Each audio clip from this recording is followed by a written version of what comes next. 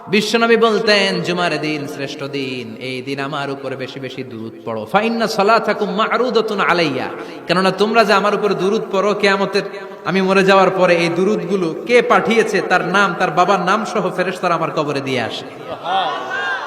সাহাবারা বললেন, ইয়া রাসূলুল্লাহ কাইফা সালাতুনা মা'রুদাতুন আলাইক, আপনি মরে যাওয়ার পরে আমাদের দুরূদ কেমন করে আপনি দেখবেন? ওয়াকাদ আরিমতা, আপনি তো পচে গলে মাটির সাথে মিশে যাবেন। বিশ্বনবী বলেন, ইন্নাল্লাহা হাররামা আলাল আরদি আন তাকুলা আজসাদাল আম্বিয়া, নবীদের লাশকে খেয়ে ফেলা, নবীদের লাশকে পচিয়ে ফেলা জমিনের সব মাটির জন্য আল্লাহ হারাম করে দিয়েছে। নবীদের লাশ পচে না, নবীদের লাশ গলে না। যারাই বিশ্বনবীর উপর দুরূদ পড়বেন, আপনার নাম সহ, আপনার বাবার নাম সহ, মালাইকাতু সাইয়াহিন, একদল ফেরেশতা আছে শুধু রাউন্ড দেয় গোটা ওয়ার্ল্ডে। কারা বিশ্বনবীর উপর দুরূদ পড়েছে, এই দুরূদ নিয়ে, এই নাম নিয়ে বিশ্বনবীর কবরে তারা পৌঁছে দেয়। চিল্লায় পড়েন আল্লাহু আকবার।